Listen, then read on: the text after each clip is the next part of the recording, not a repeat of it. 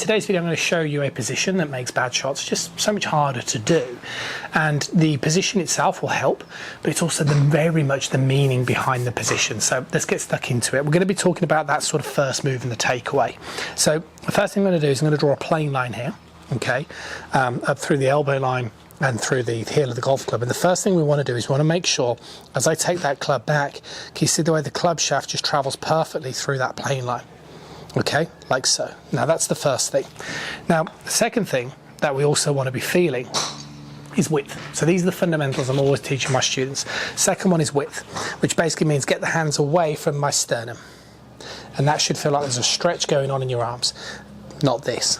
Okay, so as long as I keep my head still, I'm moving my hands and arms to the side of my body and I'm getting good width and controlling that swing plane, then that's good.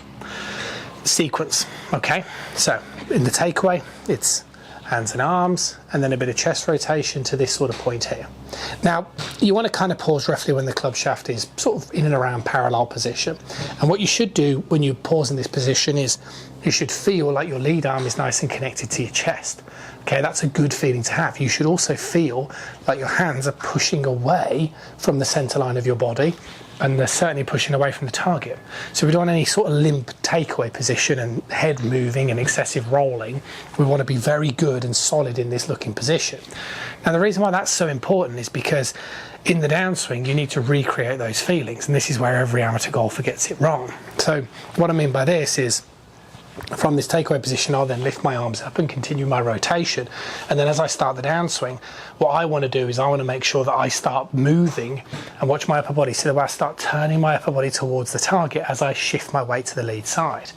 Okay, so my sternum's moving back towards the target. So what I don't want to do as I start the downswing is pull my arms in. Okay, I don't want that, because then I'm going to lose that feeling of that stretch that we created so nicely in that first move. So what I want to do from here is, as I start turning my chest, I want to feel like I'm pushing my hands and arms in the opposite direction, and that's going to get me into a very similar position at pre-delivery. So let me show you that from side on. I take it back through that plane line, I swing it up, and then as I start down, I start turning, I allow my arms to sort of straighten, get that width, that creates that shallowing. And then as I come down, it gets me back into this position that I was feeling in that takeaway.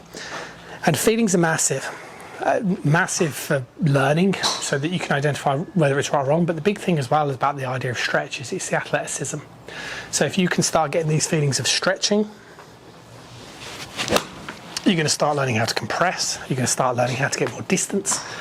And if you carry on, potentially sort of pulling, and then, that's why it's always going to end up looking and sounding very similar to that as well. So work on this position. It's really important that you understand those things that I've said today, and that's going to help you build a really good downswing as well. See you soon.